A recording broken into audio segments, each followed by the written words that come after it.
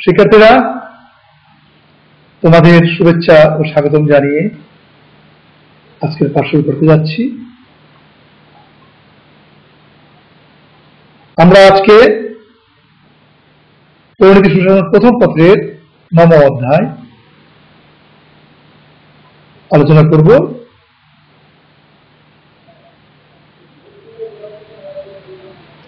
আমরা গত পাঠে বলেছিলাম যে আজকে আমরা জনসভা আমলাতন্ত্রের যে পাঠ থেকে আমলাতন্ত্রের সংজ্ঞা বৈশিষ্ট্য নিয়ে আলোচনা করব।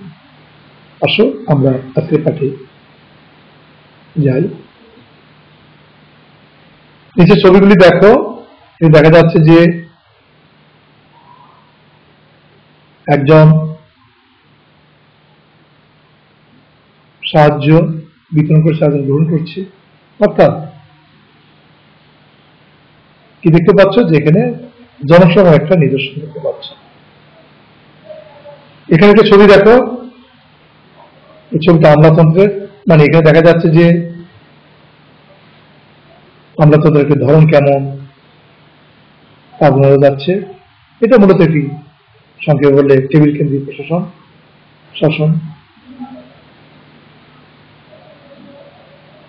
আমরা আজকে পাঠ থেকে আমাদের সংজ্ঞা বৈশিষ্ট্য বলতে পারবো।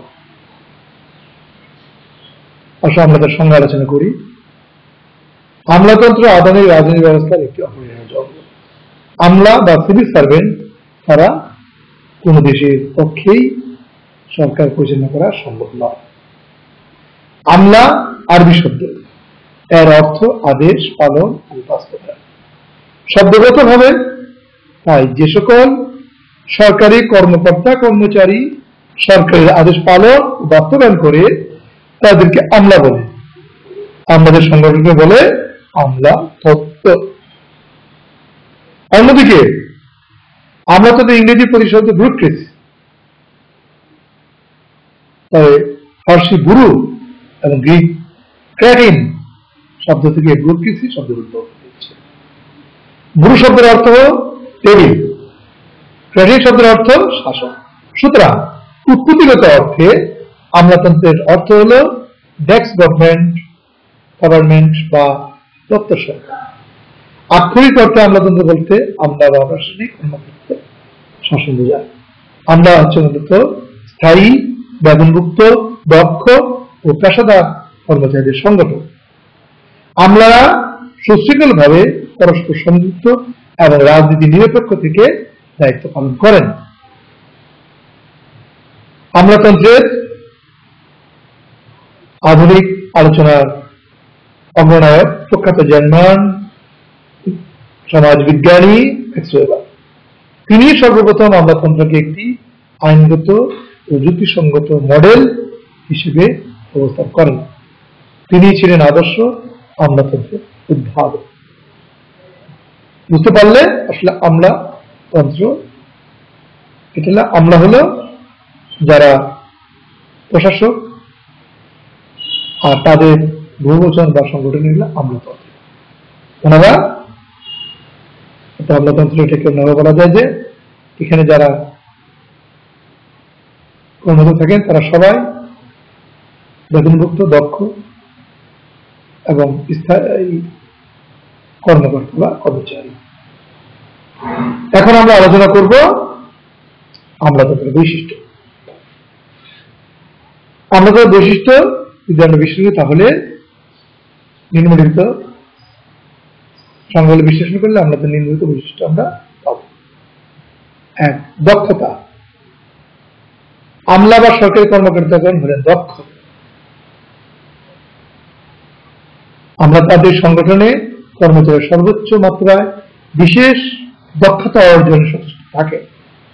কেবল ব্যক্তির দক্ষতা নয়, সংগঠনের দক্ষতাও আমলাতন্ত্রের সর্বোচ্চ মাত্রায় লক্ষ্য করা যায়। আমলাতন্ত্রে দক্ষতা বৃদ্ধির জন্য প্রশিক্ষণের ব্যবস্থা রয়েছে। 2. সুনির্দিষ্ট কর্মক্ষেত্র। আমলাতন্ত্রের সংগঠনে নির্দিষ্ট লক্ষ্য বা উদ্দেশ্য সাধনের জন্য কর্মচারীদের কাজ ও দায়িত্ব ভাগ করে দেওয়া হয়। কর্মকর্তা কর্মচারীগণ নিয়মিত কাজ ও কর্তব্য হিসেবে এগুলো করে থাকে। কর্মকর্তা কর্মচারীগণ সুনির্দিষ্ট কর্মক্ষেত্রে ঊর্ধ্বতন কর্মকর্তার নিকট জবাবদিহি করতে বাধ্য থাকেন।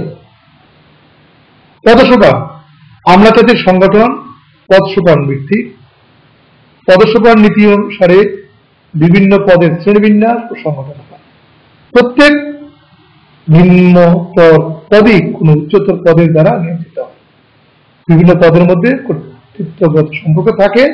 ঊর্ধ্বতর কর্মকর্তার আদেশ নির্দেশ নিম্নতর কর্মকর্তারা অক্ষরে অক্ষরে পালন করে থাকে।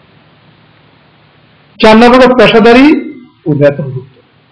আমলা বা বেসামরিক সরকারি কর্মচারীগণ পেশাদারী ও বেতনভোগী। তারা রাষ্ট্রীয় কোষাগার থেকে বেতন ভাতা দিতে হয়। 5 নম্বর নিরপেক্ষতা। আমলা প্রশাসন রাজনীতি নিরপেক্ষ সংগঠন। আমলারা রাজনীতিতে সম্পৃক্ত না থেকে ঘৃণা ও আবেগকে পরিহার করে নিয়ম সিদ্ধভাবে তাদের দায়িত্ব পালন করে থাকে। প্রত্যেক কর্মচারী তার ব্যক্তিগত জীবনকে প্রশাসনিক জীবন থেকে পৃথক রাখে। 6 নম্বর নিয়োগ ও পদোন্নতি। আমলাতান্ত্রিক প্রশাসনে নিয়োগ প্রদান করা হয় মেধার ভিত্তিতে, প্রতিযোগিতামূলক পরীক্ষার মাধ্যমে। সিনিয়রিটি বা জ্যেষ্ঠতা, কৃতিত্ব বা সাফল্যতা, এই 2 মানদণ্ডে তাদের পদোন্নতি দেওয়া হয়। নেক্সট, আনুষ্ঠানিকতা। আমলাতন্ত্রে আনুষ্ঠানিকতার উপর অনমনীয় বিধি ও কার্য পদ্ধতির উপর অত্যধিক গুরুত্ব প্রদান করা হয়।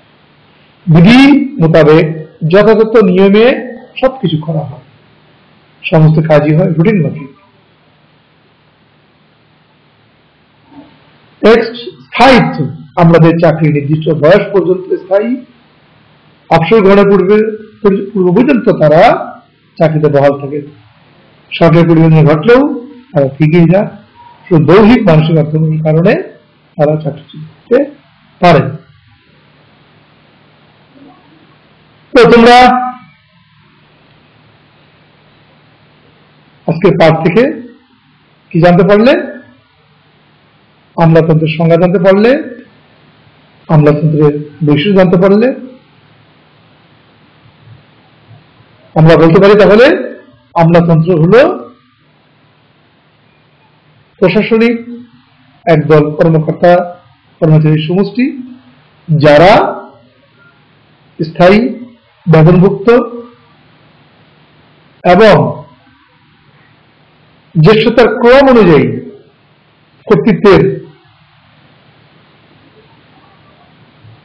মানদণ্ডে কাজ করে থাকেন, যারা নিরপেক্ষ এবং যাদের নিজ নিজ গণ্ডিবদ্ধ ক্ষেত্রে ক্ষমতা বা কাজ পরিচালনা করে, তাদের সমষ্টি হল আমলাতন্ত্র। তোমরা বাসায় শিখবে। আগামীকালতে বাড়ির কাজ হলো আমলাদের সংজ্ঞা ও বৈশিষ্ট্য, এবং এটা বাসায় শিখলে এই সংজ্ঞা ও বৈশিষ্ট্য তোমরা বন্ধের পরে ক্লাসে যে কাউকে বললে বা প্রশ্ন করলে বলতে পারবে। তোমাদের তাদের কাজ আমলাদের সংজ্ঞা ও বৈশিষ্ট্য। আজকে এখানে রাখি। আমাদের ধন্যবাদ।